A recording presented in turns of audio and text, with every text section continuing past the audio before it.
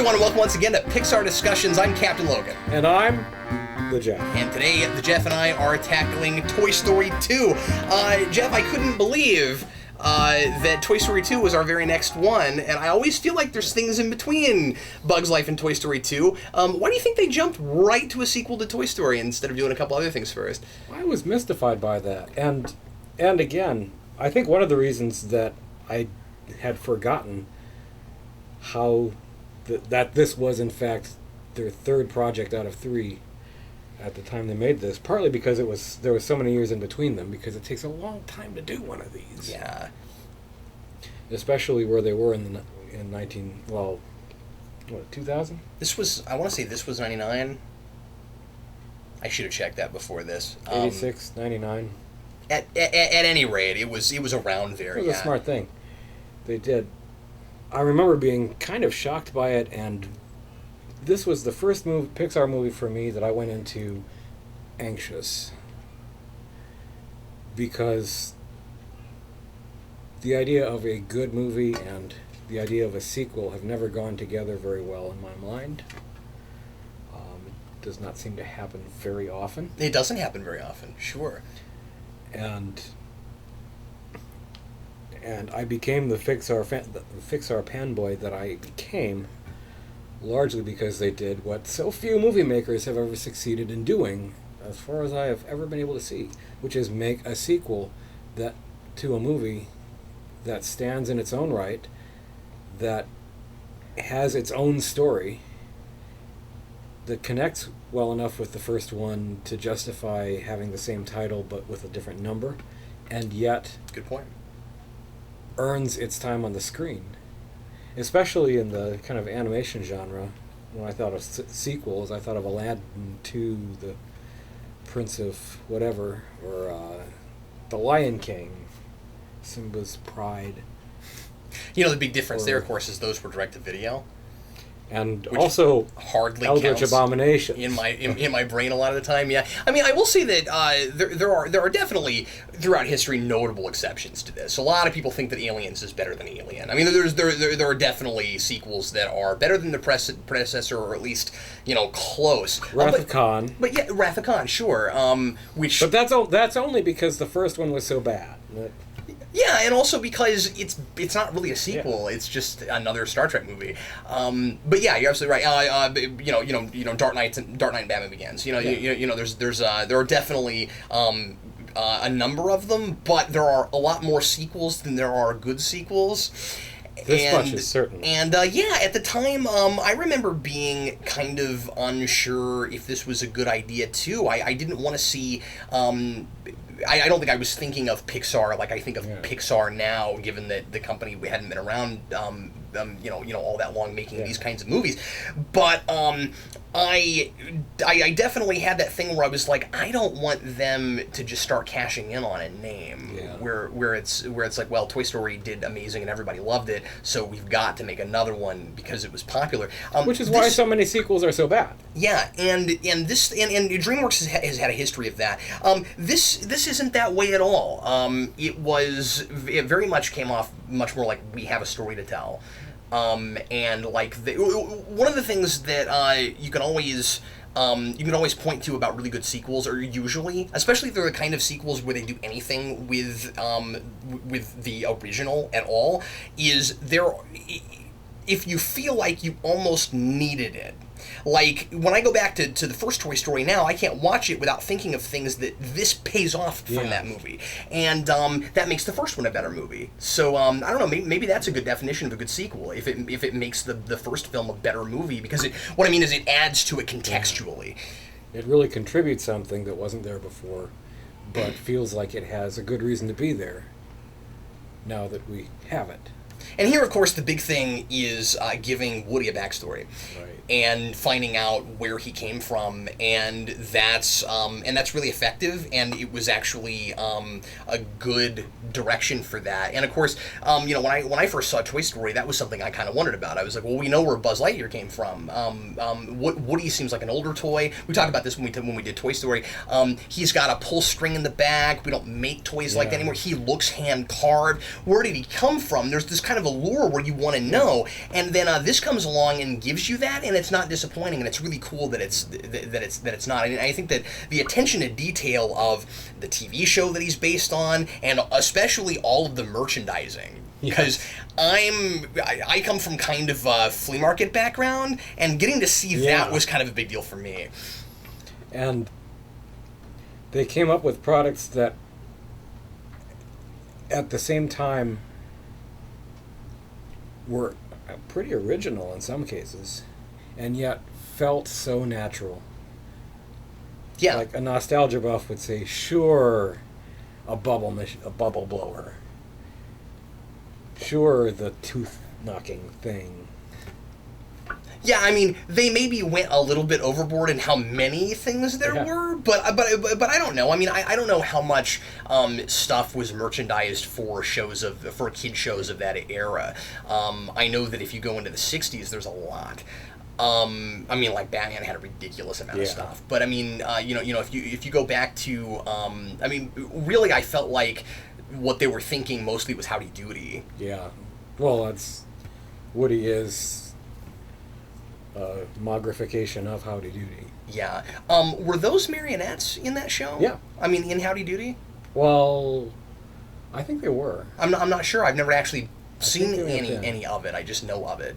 I have, but it's been long enough that at that age I was not seeing the strings. Good call, yeah. And who knows if the strings were quite as visible as they show you here. They might have exaggerated some of that. Take that back, because I've seen exhibits of some of the puppets that were used, and at least some of that was done with marionettes. Yeah, that's cool. What do you think of the extra additions to the supporting cast in bringing in the Roundup crew from that show? They fit that old show concept. They fit together really well as an ensemble. Kelsey Grammer always makes a good villain. Mm-hmm. At least the extent I've seen him. Jesse, they managed to get a character that can stand with Woody as a dynamic, action, kind of interesting character without them being two of the same thing. It's a good point. Which sure doesn't come for free. The horse is great and serves as that kind of animal conscience. They make a great ensemble. They're a lot of fun, and they had to, in order for Woody's problem in this film to be as real and as heart-pulling as it was.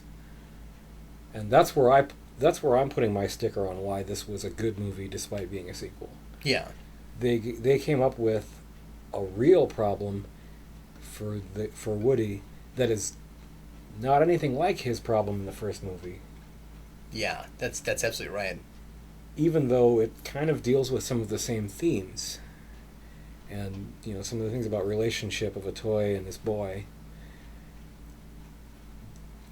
It really is a separate problem. He has a divided loyalty that he never had to cope with before. And Buzz has a problem with his own. They both have their own problems, just as in the first movie. But in both cases, they're distinct, and they go different directions. And they're not less well thought out. No, they're not. I think that in the sequel, I'm more interested and more engaged in Woody's than I am in Buzz's. I think that's somewhat by design, because mostly Buzz is just on a rescue mission, and simple enough territory. Yeah, and Woody is dealing with his origins, and I like that. I like how close to home that hits in for probably a lot of people, if not most people. I mean, this is like if you like, let's say you were adopted and you suddenly find out who your real parents are. It's that kind of scenario, and then having to decide, and then having to choose between two worlds, and there's not a good choice because both need you, and both involve doing serious hurt to people who really trusted and counted on you. Because Woody's saying, Woody is a hero. By definition, by design, he is a hero character. He's a hero toy. Right. Doing the thing that will leave people who counted on him high and dry is antithetical to his character. And the toys do not get very far away from their toy character. That's a good point. No, that's an absolutely good point. Buzz and Woody are both heroic characters, built that way. Yeah. And then they continue to stay that way. Yeah, that's good.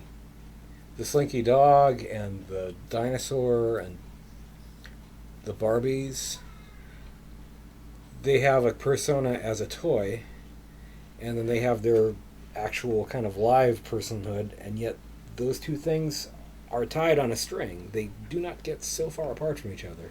Yeah, and that's sophisticated, because it's a movie about purpose. And the toys have their main purpose, which is make a child happy. We get that over and over again. But then each of them have different ways of doing that. So each one's purpose is slightly different because there's a reason that kids want several toys. They serve different purposes. So it makes a lot of sense that that their initial manufactured purpose would link so much to the big broad one that they all kind of have to have.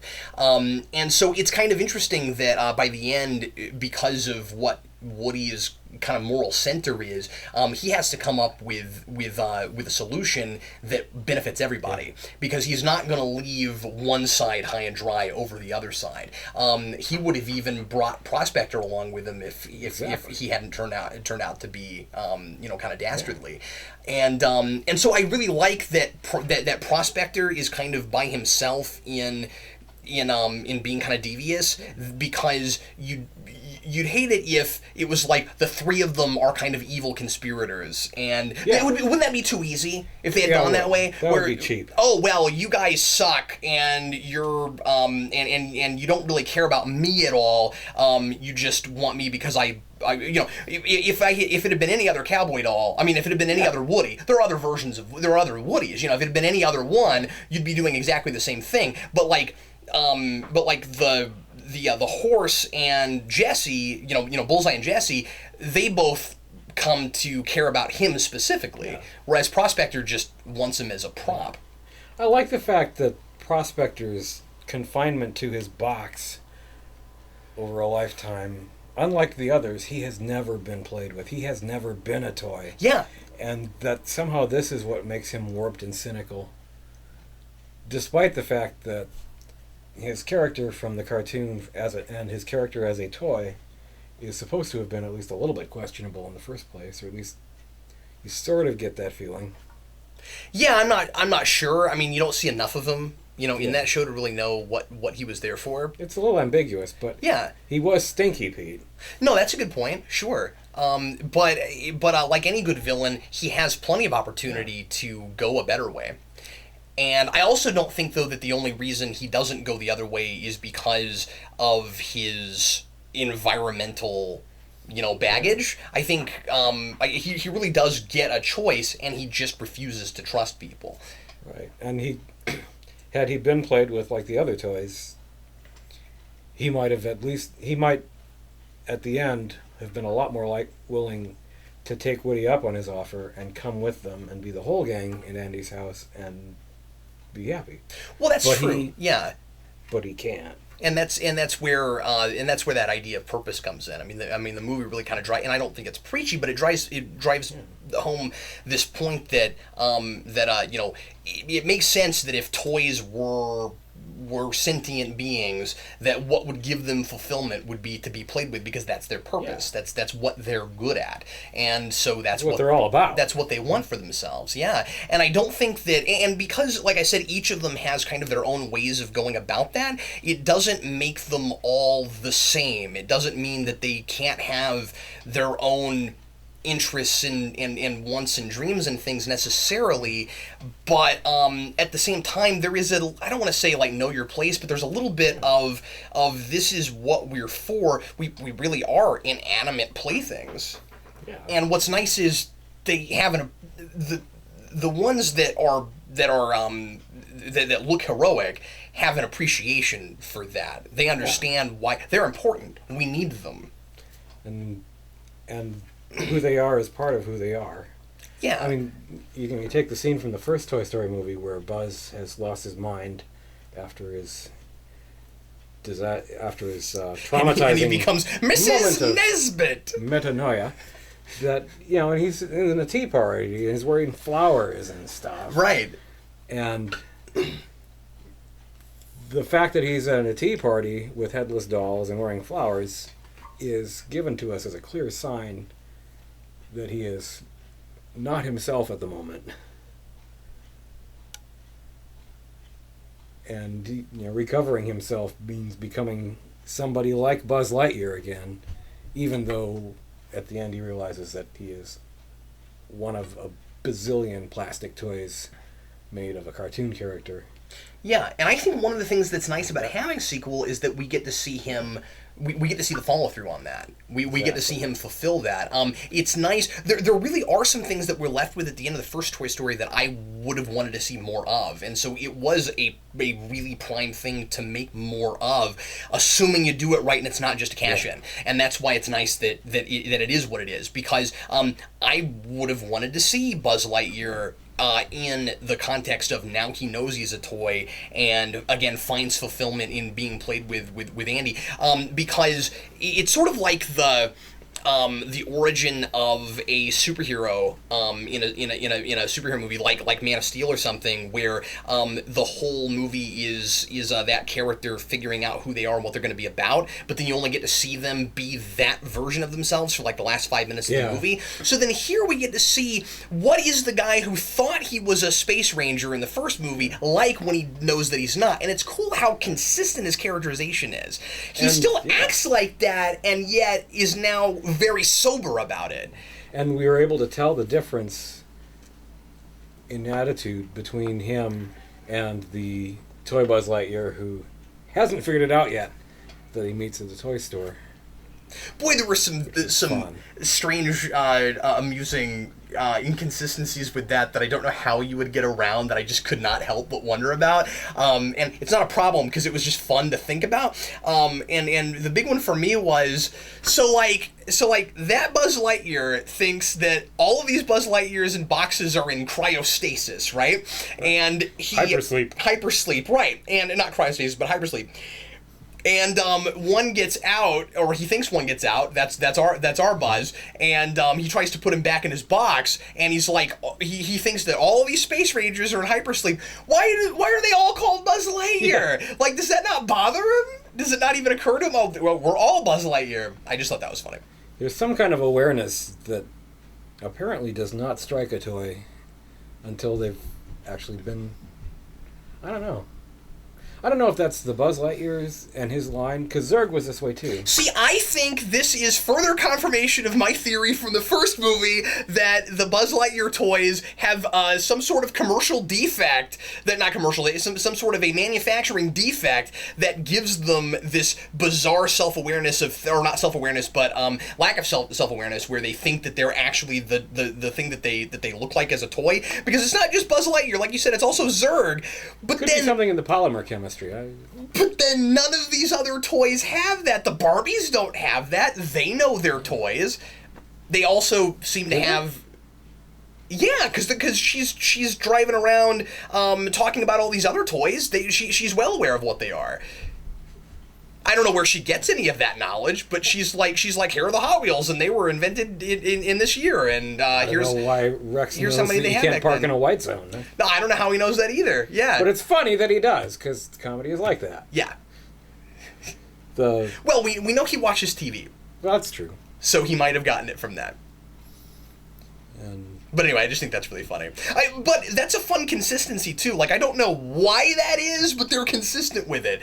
Boy, if it's got a Buzz Lightyear label on it, they're going to wake up and think that they're actually Buzz Lightyear or Zurg or something. The Zurg thing is one of my favorite things about the movie. Yeah, of all the many shout-outs to that moment in Empire Strikes Back... That's one of the better ones, yeah. I can't think of a better one than this one. Well, it's hilarious because of the payoff with the whole "you're a great dad" business. Father? Yeah, that's funny.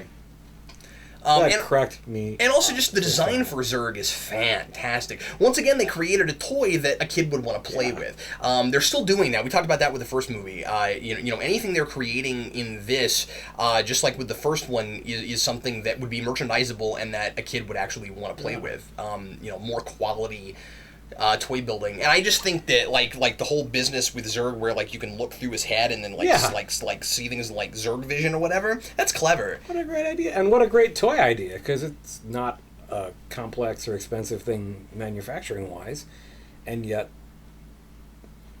a thing you could hype on a box, a thing that's going to sell you some toys, a thing that kids are going to enjoy. Yeah, I would have liked that when I was a kid. Age. I mean, action figures are all about imaginative play, and when you're playing with action figures, you are in your head cinematically storyboarding, and so you're thinking about things like, what does the world look like from Zurg's perspective? So with the movie playing in your head while you're playing with action figures, you're going to pick that up and look at it, and now your mind is in Zurg's head. That's good stuff. Yeah, the toys, they have features in them that a real toy would have, or could have, and that would have a reason to have. Like Buzz and his popping wings and his karate chop action, and his helmet does that whoosh thing.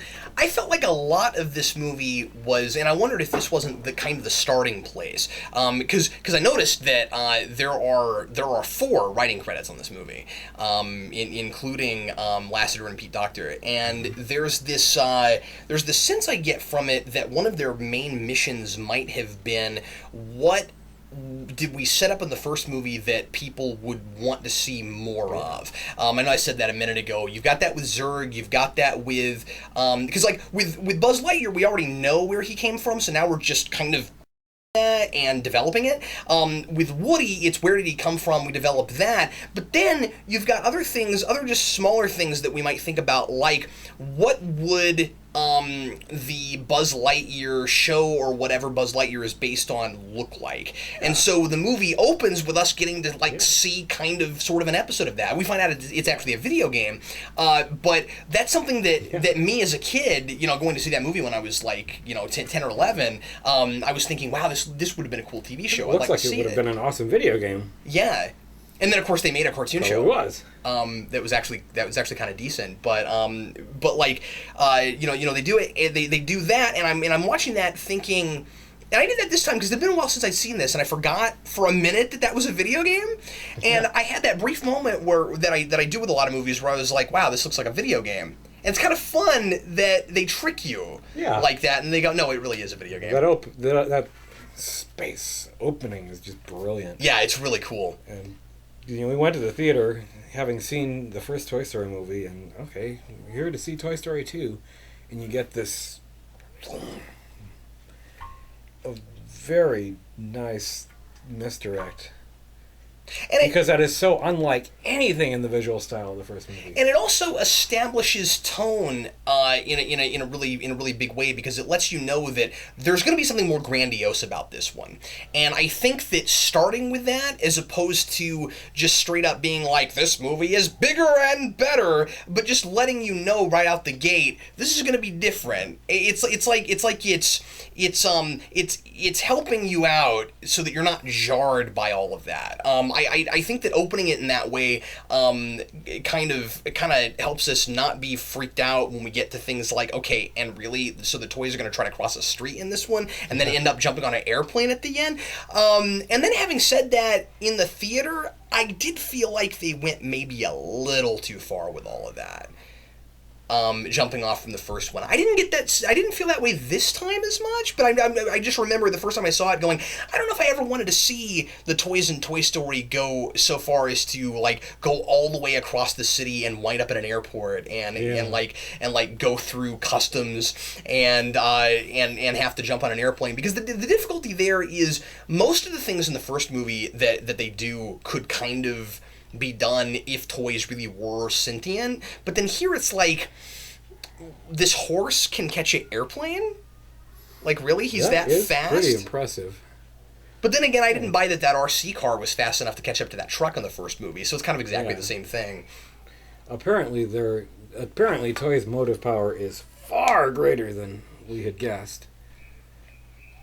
But then again, is that not the premise? No, it is. Toys, everything is far more than That's a good point. Yeah, we'd guess. And maybe that's ultimately the consistency. Although any way you slice it, there's no way that Zurg could shoot that many balls. Where do they come from? Where do they come from? Well, yeah, the first time I saw that, I thought, okay, the toy that shoots things. What's the problem you always have with the toy that shoots things?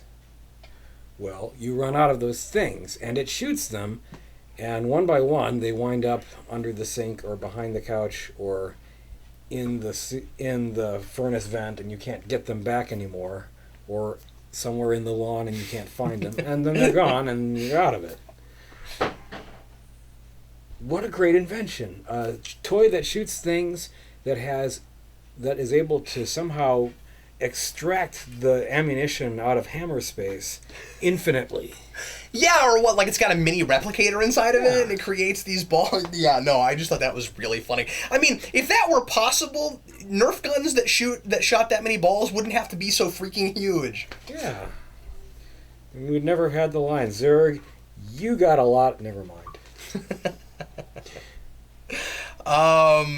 Well, anyway, I think, just jumping on to another subject for a second, I think that the soundtrack in this is maybe even slightly superior to the original. I really like the score here. Another fine job.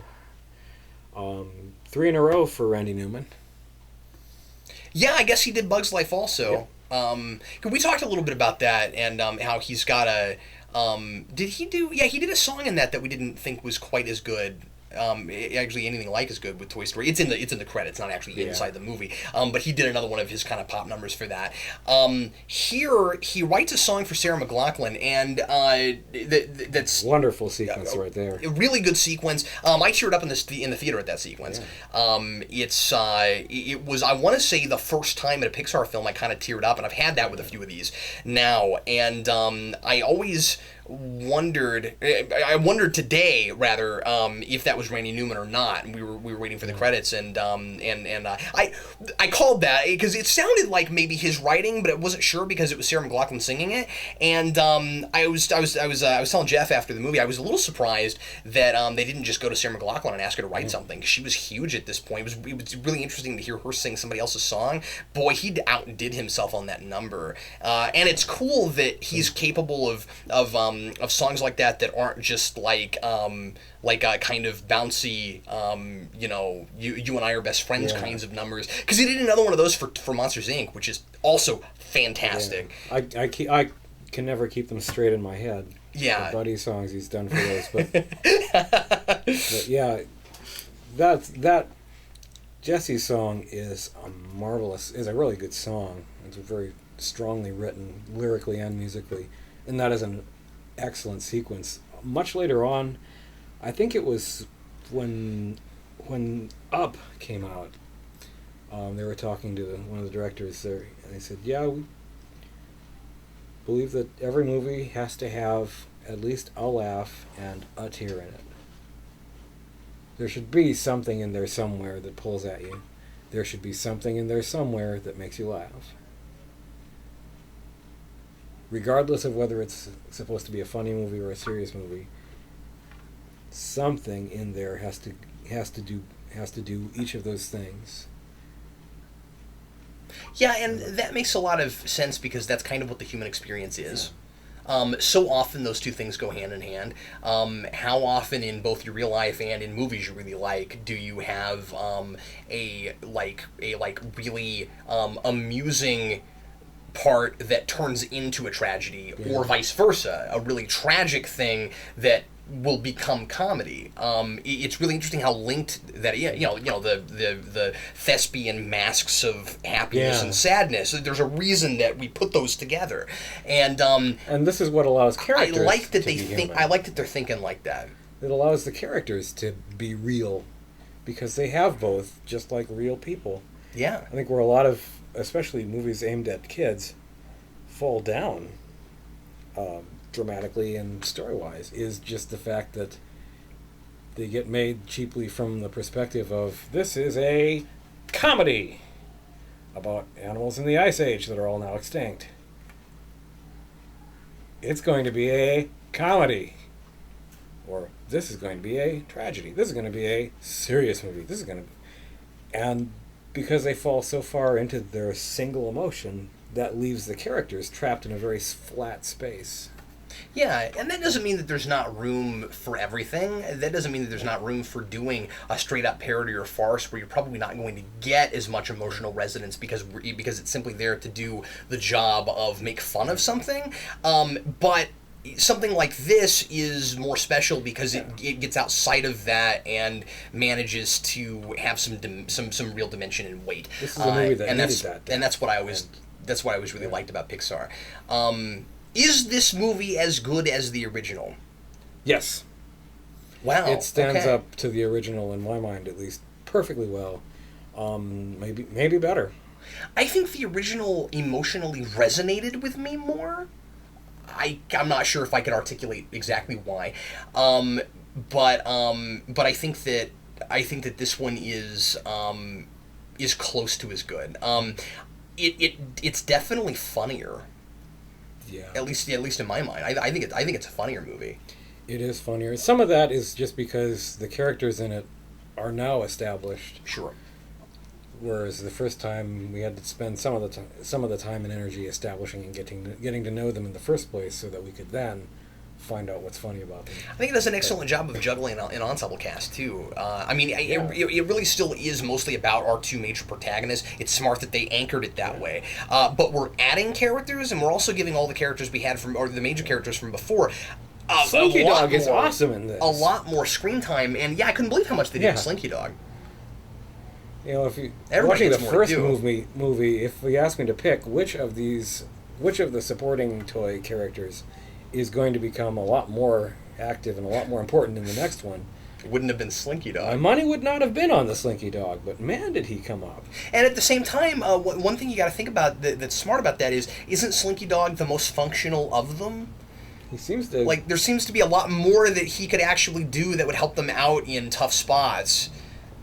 And he also has Just the sanity technically. Combined with that kind of dog-like loyalty that... It's a good point. That Ham and Potato Head lack.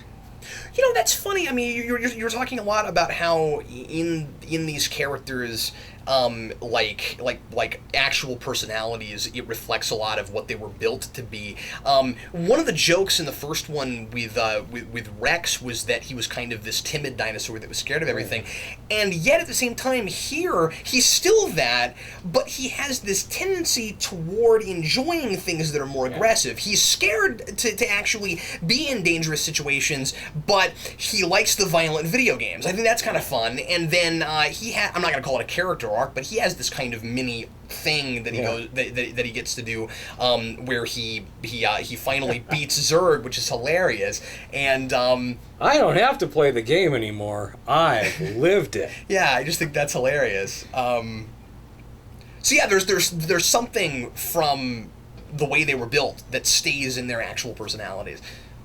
Yeah, I like they have these stereotypes on them, and they're not completely confined by them, and yet at the same time, they're not going to get very far away from them either.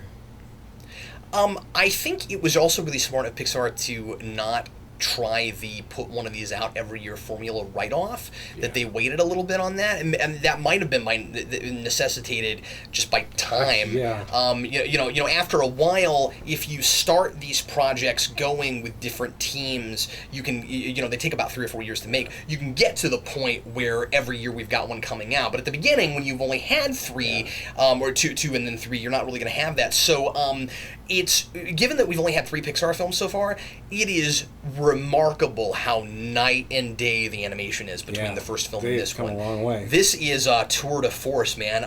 I want to say what they're doing now isn't all that much better than what I just saw here. Yeah, well, what they're doing now does as far as sophisticated in the animation. It doesn't look as much superior to this as this looks to Toy Story 1. And even and Bug's Life also. I just could not believe how night and day it was. And it still takes them a long time to do these. They said once in an interview that every frame is every frame of footage has to be rendered separately, and the rendering for some single frames, that's 1/24th of 1 second, took as much as 96 hours. Wow. On a whole building full of computers. I mean, especially at the beginning, this is a major, major undertaking. And since 1995, computers are faster and can do more faster now and have more storage capacity now. Sure. But still.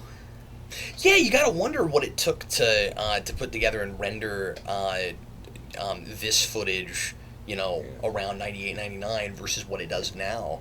And that rendering is only the last step in the process of modeling, animating, and physics work for things like how fur should respond when it bounces. And there were a lot more visual details here, and we talked a lot about the ones that we noticed in the first movie, and I think that some of those things, like the crate that we mentioned, popped out at us more because there wasn't as much of it.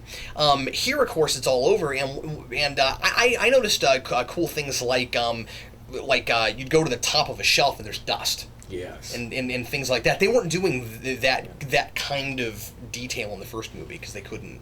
And the dust became itself a plot point. A plot point, yeah.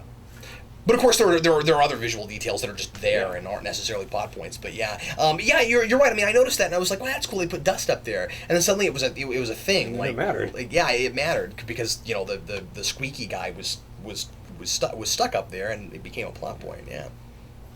Yeah. No, this house still impresses me in that attention to tiny details that a production house with a different mindset would not have bothered wasting time and money on. You kind of got to wonder how they did it, this stuff in 3 years. I mean, especially at that time. And they care enough to think about those little details. They cared enough to give each of the characters a real problem and a real story.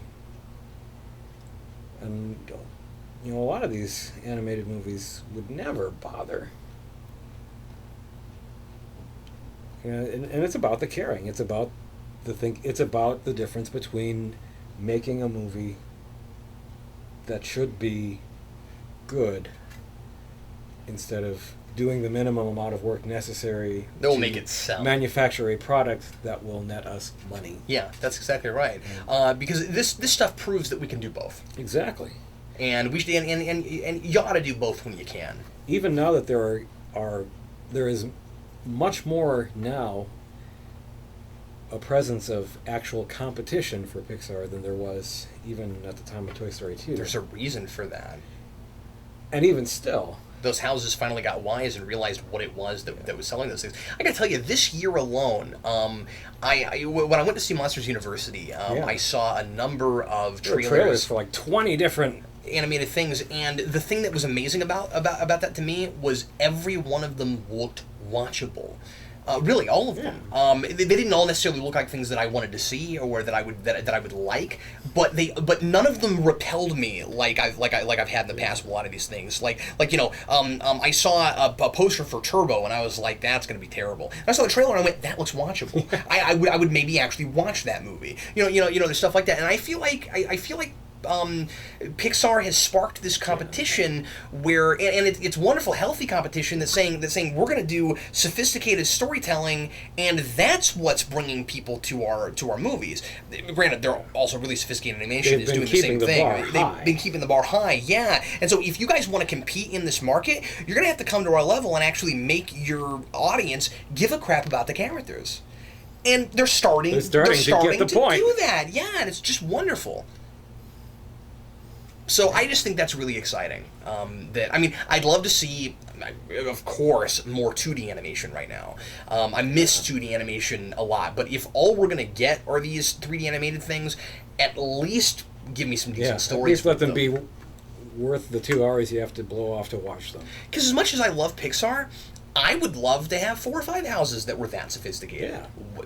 Like you want that, you know what I mean? That's good. To have a lot of really good culture is better than having one house that knows how to do it right. And they're still making money off this stuff. Oh yeah, they're still making incredible money off of this. They're still making money that is incredible across the film industry. Yeah, lots of live action films, even big, serious, and pretty successful live action films, cannot point to a balance sheet that's a good point. Anything like what Pixar and some of these other outfits are starting to show. And I just feel like that's how you keep an industry sustainable. That's how you keep raising the bar of quality. You say we're going to have standards, and so if we can prove to a general audience, or not just to an audience, but to studios, if we can prove that our standards are what net us that kind of money, then every studio has to meet those standards, and everybody benefits from that. Yes. And then you and I are paying more money to go to more movies. You didn't used to go to movies. No. But you go to these. So, I mean, like they're earning your money. And I think earning is the important word. And that's the thing that you started this conversation with is this is a sequel that earns its own presence. It has a reason to exist regardless of the success on the name of the first one. And it earned your money, and that's saying something because you don't go to the theater. And I just think that's a wonderful thing. Earned it twice because I bought the DVD. Sure, exactly. And that's as high a praise as a movie's going to get from me, really. Yeah. But I think that's a microcosm of what they've done. And that's... You want to make money in the creative arts, this is what you do. And it does work. Yay. But no, that was a fun movie. Yeah, I had a really great time seeing it. So much of it. Yeah, it's been a long time since I'd seen it, and I honestly remembered not liking it as well as I did this time. So I was really glad to go back and see it again. Like I said, the first time I saw it, I remember just thinking, I didn't want them to jump on an airplane, but it didn't bug me this time. I was kind of okay with it. Yeah. You grow up and your taste change, you know what I mean? Well, apparently so. Yeah, and it reminds me why if I ever have to fly anywhere, I never want to take anything with me that matters. I also wanted to mention, you reminded me that the guy who voices, I can't remember his name right now, the guy who voices Al from Al's Toy Barn. Oh yeah. Is the saboteur from Jurassic Park. And I just watched Jurassic Park again the other day, so that was the last movie I watched before this. It was very strange seeing that guy. God, his name is on the tip of my tongue, and I just can't think of it right now. Anyway, they even did a Jurassic Park reference, a visual reference where the dinosaur is Rex the dinosaur is chasing the Barbie car, and they do the objects in the mirror maybe closer than they appear gag from Jurassic Park, and I was like, that's so cool. And I wondered if it was just a coincidence or if they were Wayne Knight is his name, and I wondered, were they just thinking they thinking of Wayne Knight when they did that? Surely they were. Surely they knew what they were doing then. Lots of almost sorry, like go ahead. To see Rex spit acid in the obnoxious fat guy's face. But I love Wayne Knight, though. He's a great actor. He makes such a perfectly hateable character. Yeah, he's great at playing slime balls. I mean, he can do other things, too. I liked him in Third Rock from the Sun, also. I mean, he's done other things besides slime balls. And Seinfeld. Yeah, he was in Seinfeld, too. I want to say that's kind of where he got to start. I mean, I think it was. It's the earliest thing I can think of that I'm aware that he was in. But I always enjoyed anytime he was in something. When I was a kid, I was like, oh, that's cool. Wayne Knight's there. But there were a lot of fun visual references to things. I love that they brought in the old chess player from. Yes. From. We got to see Jerry again. Yeah. They made him a different character, but he's exactly the same model. Well. No reason he would have to have been a different character. Didn't they give him a different name in this? Well, they didn't name him at all. Are you sure? I thought Al on the phone called him something. Al only refers to him as the cleaner. Oh, okay. I thought he actually called him by name. I didn't catch it if he did. And it wasn't Jerry, but I'll have to go back and look again. I really thought he called him something. Maybe I'm wrong. Yeah, no, it wouldn't have to be a different person at all. And you could totally see that guy going out and playing chess. Yeah. But I thought that was really fun. And the score during that scene where he's cleaning that's some of my favorite music in a film. Those are some awesome cues. Yeah. I love the fact that he's rummaging through his incredible toolbox for his magnifying glasses, and he reaches and he's groping through a couple drawers full of eyes before he finds them. Yeah, that's hilarious. In my eyes, I follow them with eyes. Just little touches like this. He's a little eccentric. Yeah. But that guy would have to be. So that kind of thing is fun. And we talked a lot about personal details in the first movie, and how characters that get no screen time immediately come alive and have these details like real people have, where you just immediately imagine this is a person with a life and a home and a job and hobbies and things. And Pixar always manages that. Even in the movies that I don't like as well as other movies, I don't want to say always, but they almost always manage that. They take the time and trouble to make sure that as many characters as possible have at least a note that can resonate. Yeah. And it doesn't have to be very much, especially if it's a minor character. But well, it's fine even if an audience doesn't pick up on it, because subliminally they're going to. And that's what makes movies watchable a second time. If we're not immediately looking at a character going, that's a static or a wooden character, the movie's doing its job. Right. You know what I mean? And people like me that look for that sort of stuff, we're gonna pull it out and we're gonna tell you what's there. But importantly, an audience doesn't have to immediately think, oh wow, that person seems real to me. If they're not thinking about it, the movie's doing its job. And things you don't notice the first time around are what makes it possible to watch something a second time. Just like the great novels are things that you can read more than once. Just like the great music is music that you can listen to more than once, even listen to and enjoy more than one interpretation of. The great movies you can watch more than once and keep finding things. And you accomplish that by taking the time and trouble to make the details relevant, to plant some rewards, to reward the person who happens to look in that direction and care enough to watch your movie. And I feel like that's something that the Toy Story movies managed, not to dog on it or anything, that Bugs Life didn't quite get as well. I don't think that movie is as rewatchable as this movie is. I'm not sure it's as rich. Yeah. That's all I'm saying. So I'm just saying that it's definitely a marked improvement above that. Toy Story 1 had it. No, Toy Story 1 had it. Yeah, exactly. And the ones to come are going to have it. Yeah, that's right. Speaking of, what are we watching next time, I thought we were to Monsters next. We are to Monsters next. That's right. So we're gonna do Monsters Inc. Next time, which is exciting to go back and do that, since Monsters University just came out, and I saw it twice in the theater. And blame it on the little guy with just one eye. I think we're gonna have a lot to say about that movie. That is, and I've said this before, that is my favorite of them, or at least it used to, because now I don't know about it with Monsters University, because I thought that Monsters University was as good as Monsters Inc. So now I have this difficult thing. I have the same thing I have with Batman Begins and Dark Knight, because Batman Begins is my favorite movie, and then Dark Knight came out and I liked it about as well. So I was like, well, how do I say what's my favorite now? And I had that with Monsters University. Which of these is the 9.6 and which of these is the 9.5? That's exactly right. Oh wait, that means they're both 9s. I'll take that. So I can't help it. I am stoked to sit down and watch that again. That's going to be exciting. It's going to be da bomb. Well, on that note, everybody, thanks as always for watching, and we'll be with you for our 4th episode of Pixar Discussions here very soon. I'm Captain Logan. And I'm the Geoff. We'll see you next time.